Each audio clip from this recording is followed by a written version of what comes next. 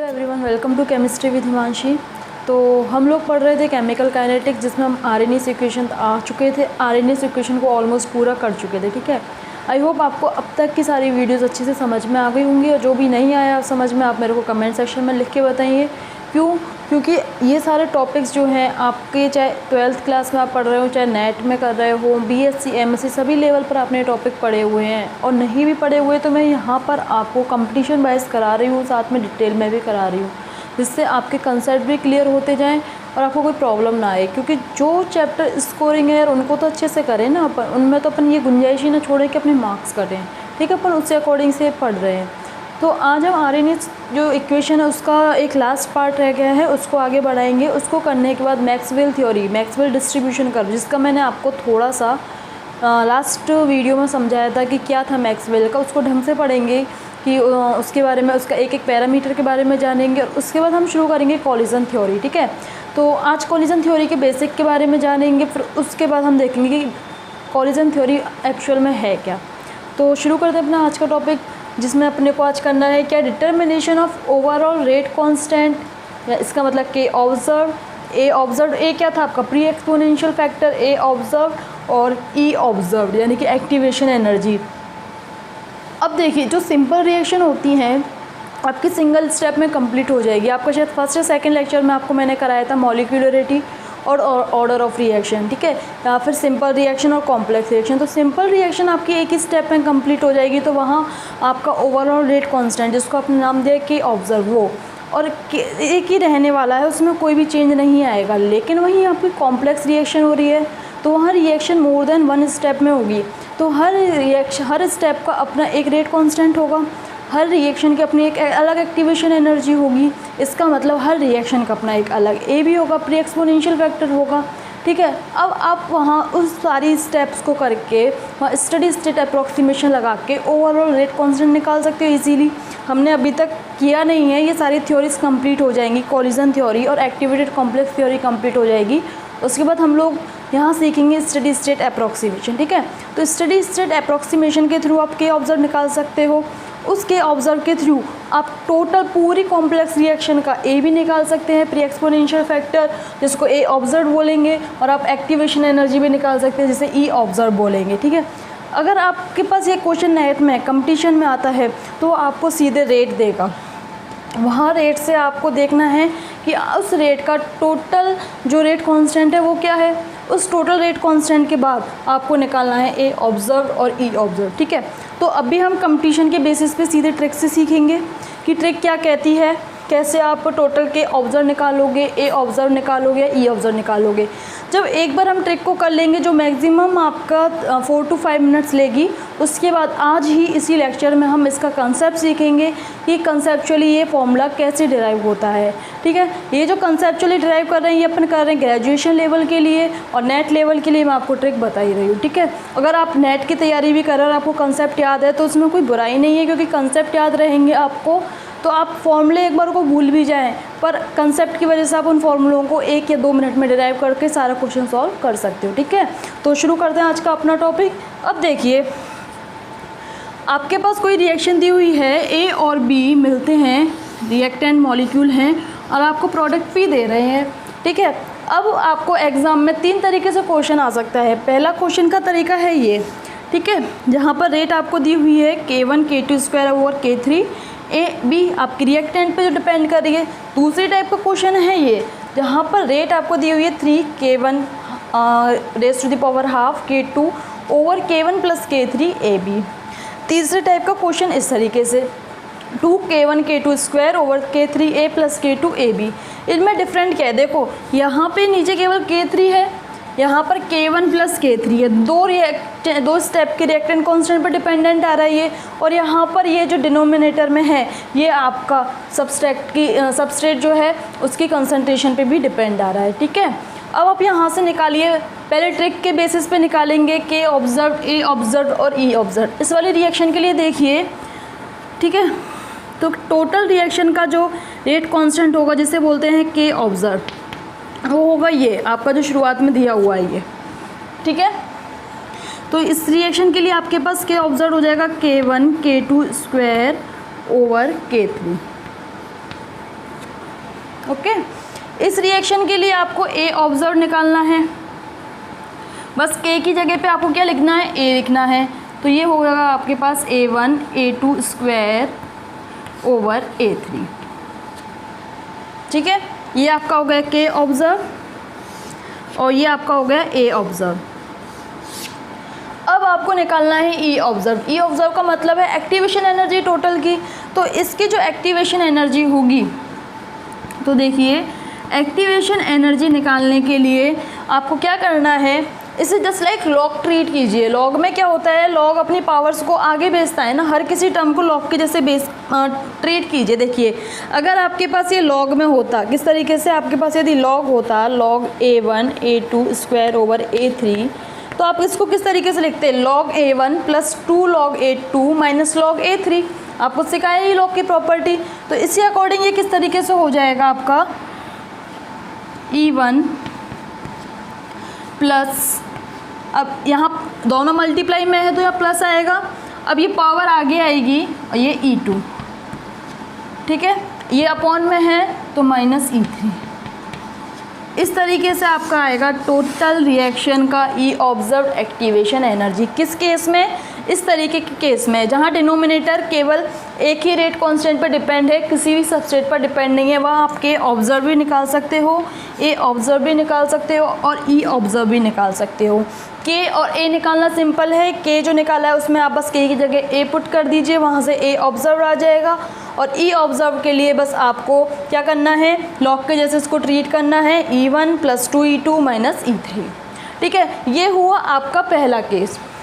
अब बाकी के दो केसों में नीचे वाला डिनोमिनेटर सिंगल नहीं है, ठीक है, यहाँ K1 प्लस K3 है और यहाँ सबस्ट्रेट पर डिपेंड कर रहा है।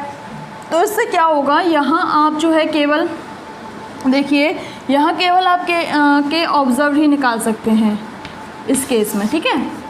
ए ऑब्जर्व और ई ऑब्जर्व आप नहीं निकाल सकते यदि आपका डिनोमिनेटर फ्री नहीं है, केवल सिंगल स्टेप में नहीं है, ठीक है। और यदि सबस्ट्रेट भी दिया हुआ है डिनोमिनेटर में, तो ना तो आप के ऑब्जर्व निकाल सकते हैं, ना आप ई ऑब्जर्व निकाल सकते हैं और ना ही आप ए ऑब्जर्व निकाल सकते हैं, ठीक है। तो ये हुई ट्रिक पहचानने की आप कहाँ पर के, ए और ई को निकाल सकते हैं और कहाँ नहीं निकाल सकते हैं, ठीक है। अब इस वाले केस में आपने तीनों चीज़ें निकालना सीख ली। अब इस वाले केस में केवल हम एक ही चीज़ निकाल सकते हैं, के ऑब्जर्व, तो वो तो आपको सिंपल दिया हुआ है, ये जो सारी वैल्यू है वो किसकी हो जाएगी, के ऑब्जर्व की हो जाएगी, ठीक है। तो देखिए मैं इसको यहाँ लिख देती हूँ, यहाँ से आपका के ऑब्जर्व कितना आने वाला है, 3K1 half K3 over K1 plus K3, ठीक है।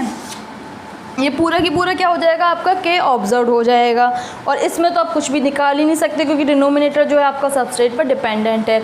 अब यहाँ से वो आपको केस बनाकर दे दे कि K3 ग्रेटर देन K2 है, तब आपका डिनोमिनेटर फ्री हो जाएगा, आपका ये क्वेश्चन जस्ट लाइक इट बन जाएगा और अपन फिर इसको सॉल्व कर सकते हैं, ठीक है। ये सॉल्व करें, इसमें अलग अलग केस बनाएं, उससे पहले आपको एक चीज़ और बतानी है, वो क्या कि यहाँ जो मैंने आपको क्वेश्चन लिया है वहाँ आपका कुछ भी नहीं दिया हुआ। अगर यहाँ पे ये 2K1 K2 होता तो क्या होता, देखो यहाँ तो आपका आता, यहाँ जो फैक्टर है वो यहाँ तो आता, लेकिन ऑब्जर्व एनर्जी के साथ कोई भी चेंज नहीं होता, वो एज इट इज़ रहती, ठीक है। अभी आपको ये लग रहा होगा अटपटा सा कि ऐसा क्यों हो रहा है, ठीक है। जब हम कंसेप्ट पढ़ेंगे तो ये सारी चीज़ें आपको क्लियर हो जाएंगी। मैंने अभी क्या कहा, आपको यदि रेट दी हुई है 2K1 K2 over K3 A और B, ठीक है, इस तरीके से आपको रेट दी हुई है। तो इस वाले क्वेश्चन के लिए आपका के ऑब्जर्व क्या होगा, 2K1 K2 K3, ठीक है। यहाँ पे ए ऑब्जर्व निकाल सकते हैं, बिल्कुल निकाल सकते हैं क्योंकि डिनोमिनेटर केवल एक ही रेट कांस्टेंट है, ठीक है। तो यहाँ से ए ऑब्जर्व आपके पास आएगा 2A1 A2 और A3। यहाँ से अब आप निकालिए ई ऑब्जर्व। तो अब मैंने आपको बोला कि इस चीज़ का ई ऑब्जर्व पर कोई फ़र्क नहीं पड़ने वाला है, आपकी सिंपल एक्टिवेशन एनर्जी आएगी इस तरीके से, लॉग के जैसे ट्रीट किया, मल्टीप्लाई वाले जुड़ गए, अपॉन वाले माइनस हो गए, ठीक है, इस तरीके से आएगा। यहाँ पर अगर आप ये 2 लिख दोगे तो या फिर आपका गलत हो जाएगा, ये 2 यहाँ नहीं आएगा, सिंपल इस तरीके से आएगा, ठीक है। अब आप देखिए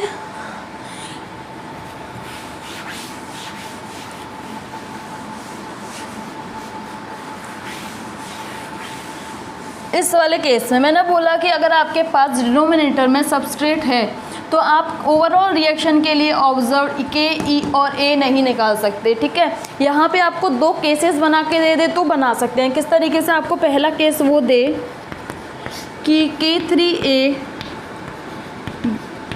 ग्रेटर देन है K2 से, ठीक है। अगर आपका K3A बहुत ज़्यादा बड़ा हो गया K2 से तो K2 को अपन नेग्लिजिबल मान सकते हैं जोड़ने में। यदि आप 1 में 0.1 जोड़ोगे तो 0.1 को नेगलेक्ट कर सकते हैं कि नहीं कर सकते, वही वाला केस है। तो अब यहाँ से आपकी रेट हो जाएगी क्या, 2K1 K2 square over K3A B, ठीक है। तो अब इसे सॉल्व कर लीजिए, यहाँ से ए से ए कैंसिल आउट हो जाएगा और यहाँ से आपकी रेट आएगी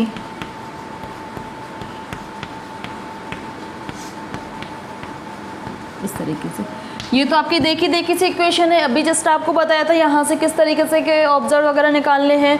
तो इस वाली इक्वेशन के लिए अब आपके पास के ऑब्जर्व क्या हो जाएगा, ये पूरी की पूरी वैल्यू जो है किसकी हो जाएगी, के ऑब्जर्व की हो जाएगी और ये होगा इस तरीके से, ठीक है। यहाँ से ए ऑब्जर्व में क्या करना है आपको, बस के की जगह ए पुट करना है,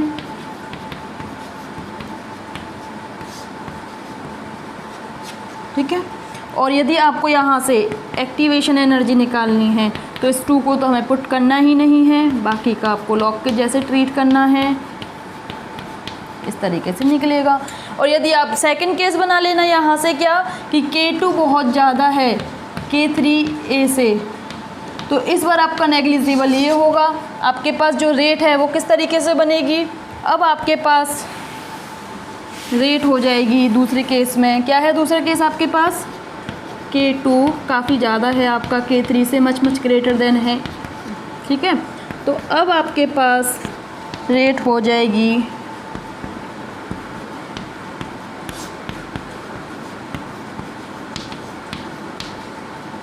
यहाँ से K2 से K2 कैंसिल आउट, तो रेट हुई आपकी 2K1 K2 AB। अब यहाँ से आप सारी कुछ चीज़ें निकाल सकते हैं। K ऑब्जर्व आपके पास होगा कितना, ये 2K1 K2, A ऑब्जर्व आपके पास होगा 2A1 A2 और आपके पास एक्टिवेशन एनर्जी E ऑब्जर्व होगी E1 प्लस E2, ठीक है। आई बात समझ में? अब हम देखते हैं कि ये सारी चीज़ें हम कर किस तरीके से रहे हैं।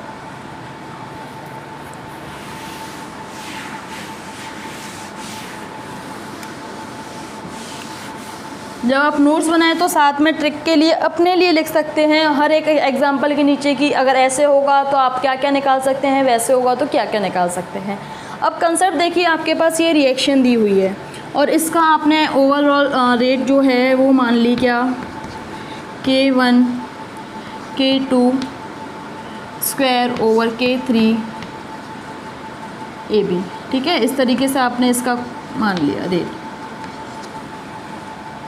तो अब यहाँ से देखिए रेट आपकी ये हो गई कि ऑब्जर्व जो टोटल ये है आपका, ये ओवरऑल रेट कांस्टेंट है जिसको आप ए ऑब्जर्व बोल रहे थे, और ये ओवरऑल रेट कांस्टेंट निकलेगा किससे, स्टडी स्टेट अप्रोक्सीमेशन से जो अपन सीखेंगे।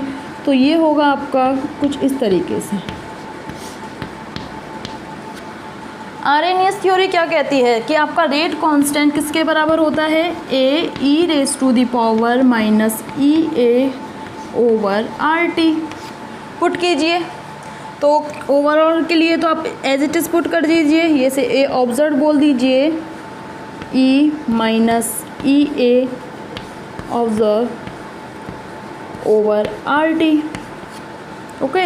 और यहाँ से ये आपके पास आएगा A1 E minus E A1 over R T multiply by a2 square e minus E A over R T, यहाँ भी स्क्वायर आएगा, ओवर a3 e माइनस ई a3, यहाँ पे 1 2 ओवर आर टी। ठीक है, इस तरीके से आप लिख लेंगे। अभी बस हमने k की वैल्यूज़ को पुट किया है।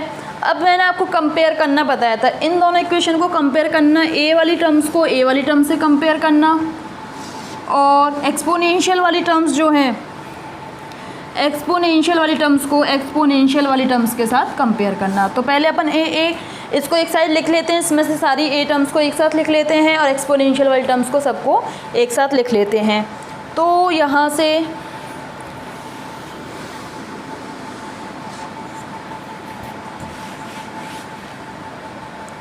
ये आपके पास आएगा a observe e minus R T, ये ऑब्जर्व है, is equals two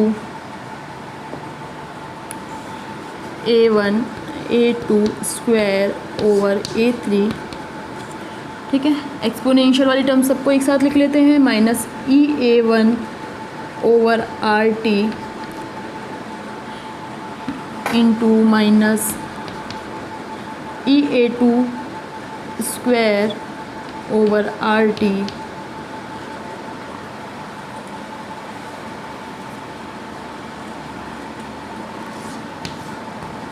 plus upon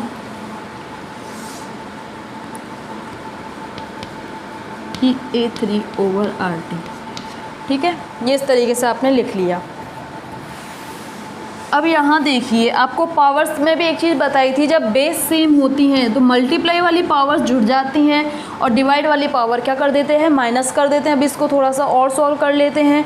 और आपको इतना तो पता होगा, अगर आपके पास अगर ये इस तरीके से दिया हुआ है 2⁻², और उस पूरे पर पावर लगाई हुई है 3, तो इस चीज़ को आप किस तरीके से लिखते हो, इन दोनों का मल्टीप्लाई कर देते हो। तो यहाँ पर ये क्या होगा, पावर्स का मल्टीप्लाई करके पहले इसको सॉल्व करते हैं, तो ये 2 अंदर जाएगा और आपके पास ये इस तरीके से चेंज हो जाएगा।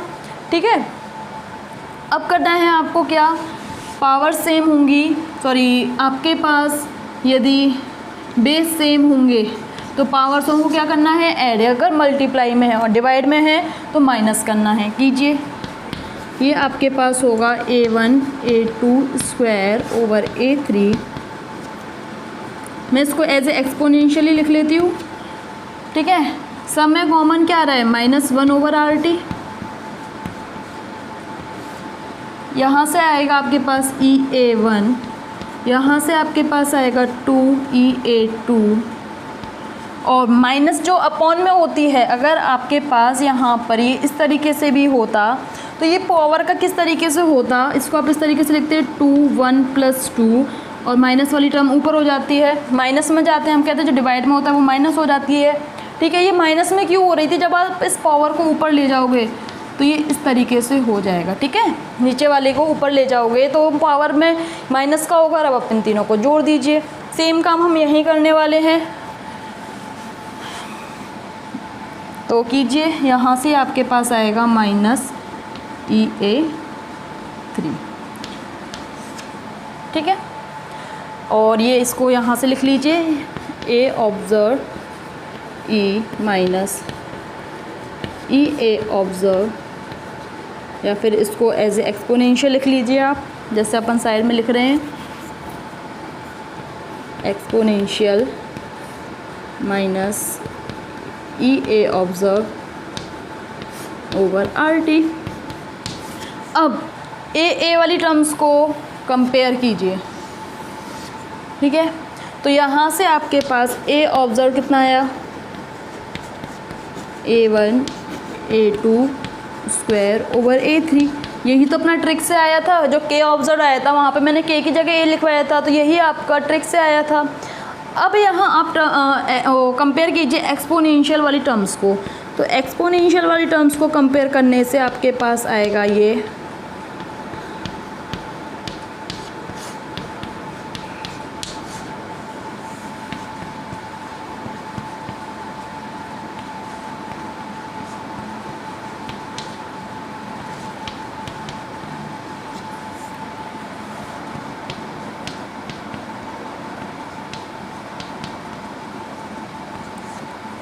ठीक है।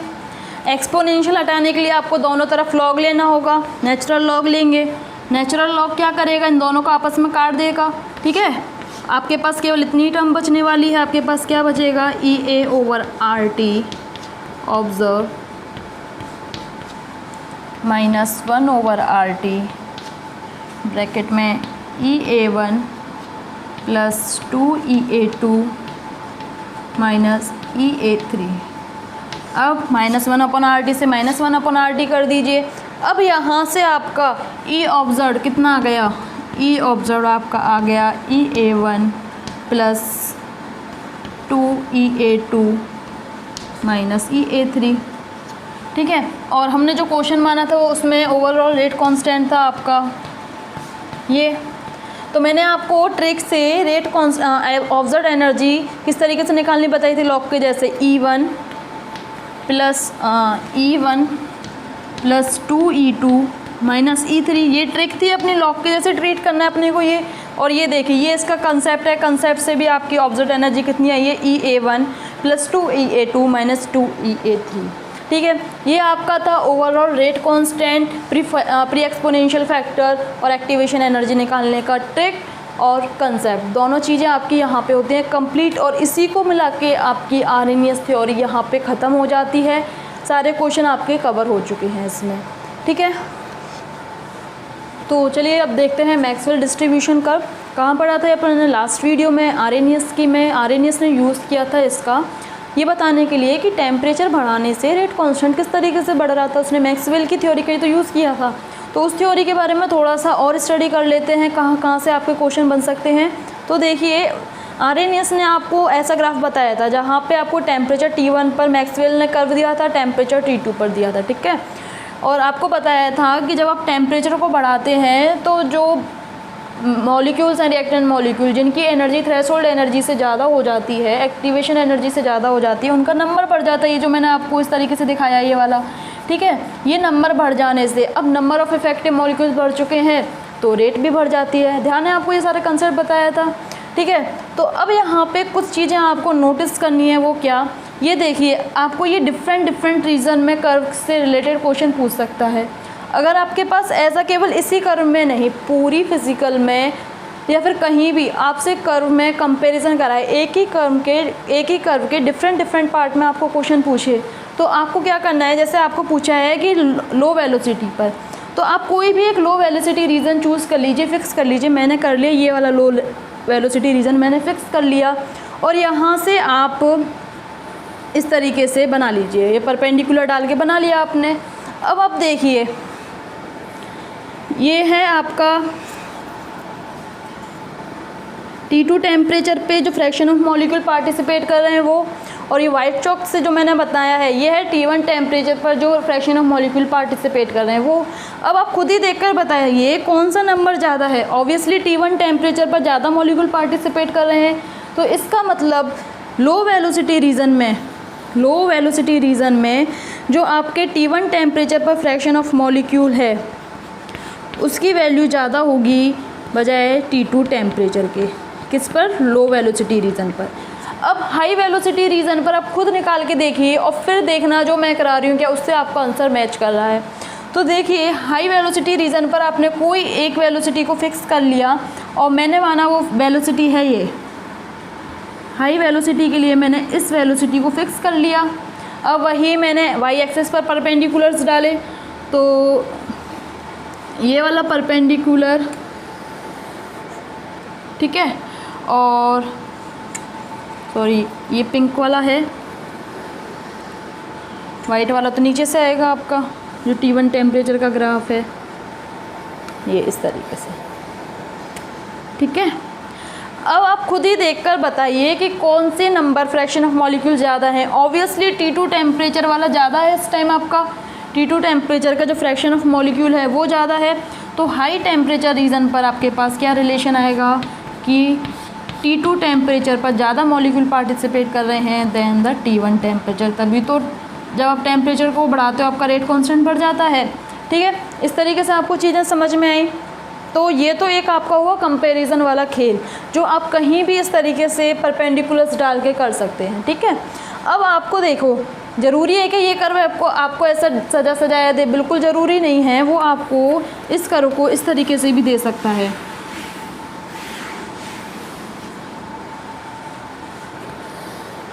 वो लो रीजन वाला पार्ट ना दे, केवल हाई रीजन वाला पार्ट दे दे, ठीक है, इस तरीके से।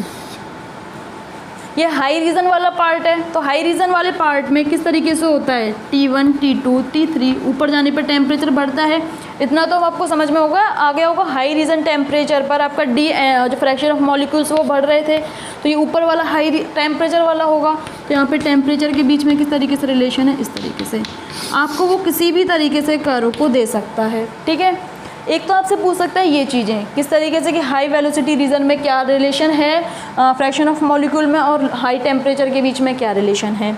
दूसरा आपको दे सकता है वो कि बताइए कर्व को देके कि मोस्ट प्रोबेबल स्पीड क्या है इसकी एवरेज स्पीड क्या है, इसकी RMS जो वेलोसिटी होती है, रूट मीन स्क्वायर वेलोसिटी होती है, वो क्या है, इन तीनों के बीच में क्या रिलेशन है। अगर आप बिना ग्राफ के याद करोगे तो 80 to 90% चांस है आप एग्ज़ाम में जाके भूल जाओ, ठीक है। इसे याद करने का ट्रिक है ये ग्राफ आपको याद रहेगा, 2-3 बार हम पढ़ चुके हैं, अब आप ये ग्राफ कभी नहीं भूलोगे, ठीक है। अब आप बताइए मोस्ट प्रोबेबल का मतलब क्या होता है, कि मोस्ट प्रोबेबल का मतलब है सबसे ज़्यादा प्रोबेबिलिटी जो स्पीड की हो सकती है वो क्या हो सकती है। ग्राफ को देख के बताइए, ये स्पीड जो है सबसे ज़्यादा मॉलिक्यूल्स के पास यही वाली स्पीड है, ठीक है। तो ये स्पीड आपकी हो जाएगी कौन सी, मोस्ट प्रोबेबल स्पीड, ओके। उसके बाद जो आपकी स्पीड रखेंगे मॉलिक्यूल्स वो कौन सी रखेंगे, वी मीन रखेंगे। वी मीन को ही बोलते हैं वी एवरेज स्पीड, जिसको आप इस तरीके से भी शो करते हैं, इस तरीके से या इस तरीके से, ठीक है। ये कौन सी हो गई आपकी, वी मीन हो गई। और सबसे कम ये स्पीड बढ़ती है, एक्स एक्सिस पर क्या हो रहा है, स्पीड बढ़ रही है। और सबसे कम जो फ्रैक्शन ऑफ मॉलिक्यूल्स हैं ये हैं, इस तरीके से फ्रैक्शन ऑफ मॉलिक्यूल्स आप वाई एक्सिस पर परपेंडिकुलर निकाल के कर सकते हो। सबसे कम जो मॉलिक्यूल है वो कौन सी स्पीड रख रहे हैं, RMS स्पीड रख रहे हैं, ठीक है। तो ये तो हुआ मॉलिक्यूल के फ्रैक्शन के साथ रिलेशनशिप की सबसे ज़्यादा जो मॉलिक्यूल का फ्रैक्शन है वो कौन सी स्पीड रख रहा है, मोस्ट प्रोबेबल स्पीड। उसके बाद मॉलिक्यूल्स का जो फ्रैक्शन है वी मीन रख रहा है, और सबसे कम जो है RMS। अगर आपसे वो वेलोसिटी के बीच में रिलेशन पूछे तो अब आप देखिए एक्स एक्सिस पर आप जब लेफ़्ट टू राइट जाएंगे तो स्पीड बढ़ेगी, लेफ़्ट टू राइट जाने पर नंबर सिस्टम में, नंबर लाइन में नंबर बढ़ते हैं, वही तो सिस्टम है यहाँ पे। लेफ़्ट टू राइट जाएंगे तो स्पीड बढ़ेगी आपकी एक्स एक्सिस पर। तो सबसे कम स्पीड होगी आपकी मोस्ट प्रोबेबल स्पीड, उसके बाद आएगी वी मीन, और सबसे ज़्यादा आपकी स्पीड आएगी RMS, ठीक है। अब आप ये चीज़ कभी नहीं बोलेंगे क्योंकि आपने ये चीज़ कर्व से याद रखी है, ठीक है। मोस्ट प्रोबेबल और RMS, और सबसे बीच में जो है वी मीन। मोस्ट प्रोबेबल आप ग्राफ में किसी भी ग्राफ में देख सकते हैं, उसके बाद वी मीन आएगा और सबसे कम RMS। पहले आप MM को ख़त्म कीजिए, फिर आप R पर जाइए, ठीक है। अब इनकी वैल्यूज़ कितनी होती हैं, अपने को वैल्यू देखनी है। तो वी मीन की आपकी वैल्यू होती है √2RT/m, ठीक है। वी मीन की वैल्यू होती है आपके पास √8RT/m, और RMS की वैल्यू होती है आपके पास √3RT/m। ये वैल्यूज़ आपको याद करनी पड़ेगी, ठीक है। अब आप क्या, ठीक है, तो अब आपने V most probable, V mean और RMS इन सब के बारे में जान लिया। अब देखिए आपके पास कर्व था डिफरेंट टेम्परेचर पर इस तरीके से, ठीक है। ये T1 टेम्परेचर पर, ये T2 टेम्परेचर पर था। यहाँ फ्रैक्शन ऑफ मॉलिक्यूल्स और यहाँ थी आपकी वेलोसिटी। ये वी मोस्ट प्रोबेबल वेलोसिटी हो गई T1 टेम्परेचर पर, ये वी मोस्ट प्रोबेबल हो गई स्पीड किस पे, T2 पर। तो यहाँ पर आपका T2 ज़्यादा है T1 से, ठीक है। इसका मतलब टेम्परेचर को बढ़ा रहे हैं तो साथ में एक काम और हो रहा है क्या, वी मोस्ट प्रोबेबल की वैल्यू भी बढ़ रही है। यानी कि टेम्परेचर को इंक्रीज़ करने से वी मोस्ट प्रोबेबल जो है T2 टेम्परेचर पर वो ज़्यादा हो रहा है किस पर, most probable speed T1 temperature पर। मोस्ट प्रोबेबल स्पीड की वैल्यू तो बढ़ रही है, लेकिन फ्रैक्शन का कम मान क्या हो रहा है, वैल्यू क्या हो रही है, कम हो रही है। देखो T1 टेम्परेचर पर मोस्ट प्रोबेबल स्पीड रखने वाले मॉलिक्यूल्स तो ये, लेकिन वहीं T2 टेम्परेचर पर मोस्ट प्रोबेबल स्पीड रखने वाले मॉलिक्यूल्स होगा ये। नंबर कम हुआ कि नहीं हुआ, तो फ्रैक्शन में पूछे तो फ्रैक्शन क्या हो जाएगा, टेम्परेचर बढ़ने के साथ फ्रैक्शन कम हो जाएगा, ठीक है। ये सारी चीज़ें ग्राफ से निकालना इजी है। अगर आप इन क्वेश्चनों को सोचोगे मैं याद कर लूँगा और उससे क्वेश्चन हो जाएंगे, तो वहाँ बहुत ही ज़्यादा आपको दिक्कत आएगी। ग्राफ से ये क्वेश्चन चुटकियों में सॉल्व होगा, ठीक है। उसके हमने सीख लिया मोस्ट प्रोबेबल स्पीड का, कि टेम्परेचर बढ़ाने से मोस्ट प्रोबेबल स्पीड बढ़ती है या कम होती है। तो ये सारा कुछ आपने आज सीख लिया मैक्सवेल डिस्ट्रीब्यूशन कर्व के बारे में, जिसका यूज़ आपका आर्हेनियस इक्वेशन ने किया था। आर्हेनियस ने किया था समझाने के लिए कि के क्यों बढ़ता है टी बढ़ाने से। कॉलिजन थ्योरी में आपकी काम आने वाली ये एवरेज स्पीड, इसलिए मैंने आपको ये पहले मैक्सवेल का सिखाया है। आपको एग्जाम में क्वेश्चन भी आते हैं इस कर्व से रिलेटेड, इन तीनों के बीच में रिलेशनशिप पूछ ले या टेम्परेचर के साथ पूछ ले, कुछ भी पूछ ले। अब आपको ये सारा कर्व पता है टेम्परेचर के साथ, ठीक है, कि किस तरीके से काइनेटिक एनर्जी टेम्परेचर पर डिपेंडेंट होती है और किस तरीके से ये फ्रैक्शन वाला अपन काम करते हैं, किस तरीके से कंपेयर करते हैं लो रीजन में हाई रीजन में। एक दो ही कर्व का अगर आप मोस्ट प्रोबेबल स्पीड पूछें तो किस तरीके से करते हैं, ये एरिया जो है वो कांस्टेंट रहता है कि नहीं रहता, ये सारी चीज़ें हमने सीख ली।